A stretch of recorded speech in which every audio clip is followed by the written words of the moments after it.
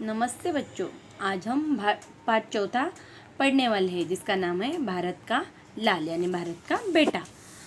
इस पाठ में भारत के दूसरे प्रधानमंत्री श्री लाल बहादुर शास्त्री का संक्षिप्त जीवन परिचय देते हुए उनसे जुड़े एक रोचक प्रसंग का वर्णन किया है।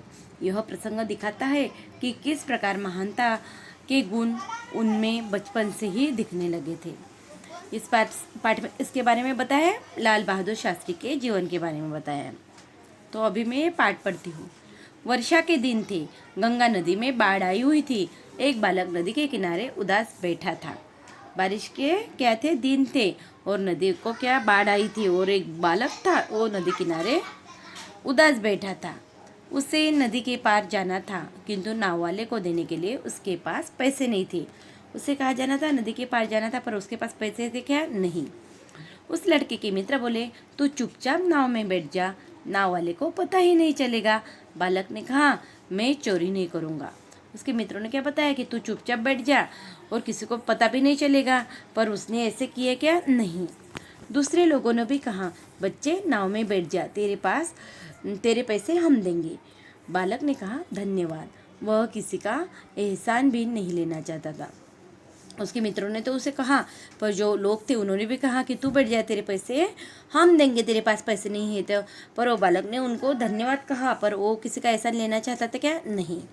नाव चली गई और बालक तट पर अकेला रह गया। धीरे धीरे शाम होने लगी तो उसने किसी का नहीं सुना, तो नाव चली गई और वो अकेला ही तट पर बैठ गया। आखिर उसने अपने कपड़े उतारे और फिर उन्हें अपने सिर पर रखकर नदी में कूद पड़ा। देखते ही देखते वो तैरकर दूसरे किनारे जा पहुंचा।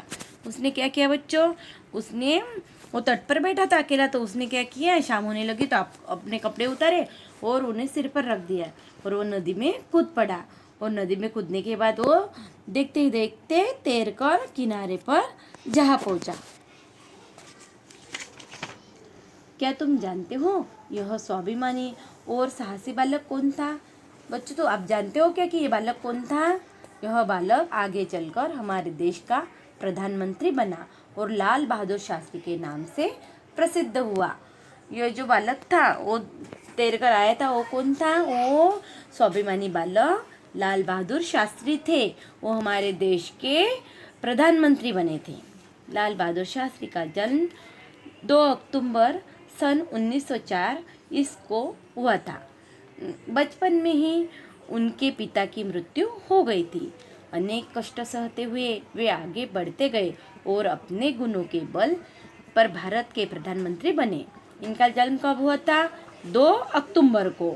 और बचपन में ही इनके पिता की मृत्यु हो गई थी, तब से उनको बहुत कष्ट सहना पड़ा था। और उन्होंने क्या किया था, अपने गुणों के बल पर ही वो अपने देश के प्रधानमंत्री बने थे। उनका रहन सहन सादा था, परंतु विचार बहुत उच्च थे। वे सच्चे, परिश्रमी, निडर और ईमानदार व्यक्ति थे। उनका रहन सहन कैसा था? सादा था। वो हमारे जैसे फैशनेबल रहते थे क्या? नहीं, उनको फैशन नहीं पसंद था। वो बिल्कुल सादे रहते थे और उनके विचार बहुत ही उच्च थे। वो कैसे थे? परिश्रमी थे, निडर थे और ईमानदार थे। हमारे जैसे थे क्या वो? नहीं, हमें भी उनके जैसा ही बनना है। 10 जनवरी सन 1966 को इस महापुरुष का देहांत हो गया।